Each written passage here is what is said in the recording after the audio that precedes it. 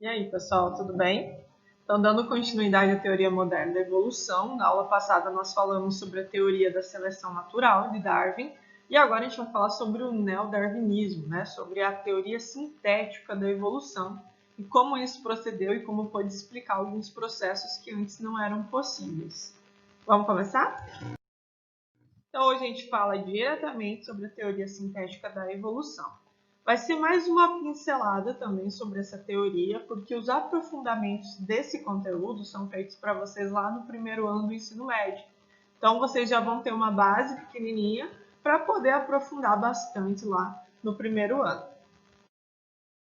Então, a primeira ideia que se teve de seleção natural, ela começou a ser refutada pelo meio científico, porque ela não conseguia provar como essa seleção natural acontecia. Então, muitos cientistas começaram a duvidar de que realmente aquela variedade genética, aquela diversibilidade de espécies, ela realmente acontecia de acordo com o meio que ia selecionando. E aí, outros estudos foram aparecendo e também apareceu novamente aí, pegaram de novo o estudo de Mendel, redescobriram os estudos que Mendel estava fazendo, né, com base na genética, e aí conseguiram verificar alguns dados dessa teoria de Darwin. Então, as principais controvérsias que foram geradas por esse processo de seleção natural que Darwin apresentou num primeiro estudo foi que não havia argumento científico para provar aquela diversidade das características dos indivíduos, né, dentro de uma mesma espécie. E como que elas poderiam ser transmitidas de geração em geração? Essa teoria da seleção natural ela não explicava isso, que nem dentro da espécie dos gatos. Olha a variedade de indivíduos que nós temos e eles são da mesma espécie. E ele não levava isso em consideração e ele não conseguia provar isso. O porquê que acontecia isso, né? E como que essas características eram transmitidas de uma geração para outra. Então, lá por volta de 1920, quando redescobriram aqueles trabalhos de Mendel, aquele lá que começou a fazer o estudo das ervilhas, a reprodução daqueles descendentes, que uma hora era verde, aquelas ervilhas, outra hora era amarela, e aí ele conseguiu determinar que existia um gene dominante, um outro recessivo, algumas características predominavam, outras ficavam escondidas, e foi por meio desses estudos que aqueles mecanismos que estavam por trás daquele momento da seleção natural, eles começaram a ser compreendidos, né? E aí se deu a teoria moderna da evolução, conhecida como neodarwinismo ou teoria sintética da evolução. Nada mais foi que uma mistura, uma combinação de teorias, da teoria lá de Charles Darwin com Alfred Wallace, com os estudos de Gregor Mendel. Então a gente precisou dos estudos desses três seres que foram bem brilhantes para a época, para poder ter noção do comecinho da teoria da evolução e como poderia se explicar essa questão da seleção natural.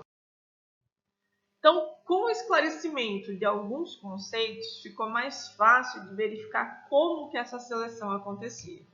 Então, quando se determinou o que era gene, quais eram os mecanismos da hereditariedade, né? Que o gene ali abrigava aquelas características, que a reprodução que dava essa variabilidade genética e a divisão celular, as mutações também, foi conseguido verificar que essas alterações ao acaso, aleatórias, que ocorrem no DNA e alguns eventos que ocorrem na produção dos gametas, que são aquelas células reprodutivas, são eles os principais responsáveis da variabilidade dos organismos, sobre a qual essa seleção natural que Darwin estava falando atuava.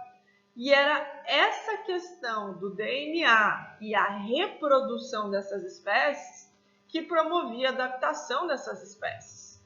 Então, a gente tem essa questão aí do gene dominante, de alguma característica que para aquele ambiente seria mais adequada, isso fortalecia a espécie naquele ambiente, fazendo aquele que teria aquele gene recessivo e diminuindo a sua quantidade de indivíduos, né? Isso explicou também aquela diferença na pelagem de alguns indivíduos, por que alguns ratos tinham pelagem branca, por que alguns tinham marrom e eram da mesma espécie.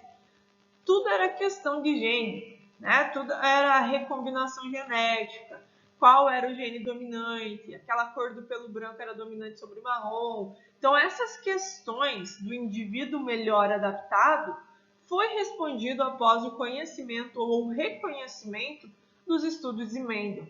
Então, aquele gene que estaria mais adaptado para aquele meio seria o gene do indivíduo que conseguiria perpetuar sua espécie por muito mais tempo dentro de uma grande diversidade dessas espécies. Qual é a tarefa de vocês para hoje, que já está agendada lá no nosso cronograma? Vocês vão ter uma atividade lá no Fortes para responder sobre as teorias da evolução. Esse link ele vai estar disponível tanto no portal do aluno, como aqui no grupo da sala, que eu vou enviar lá para vocês.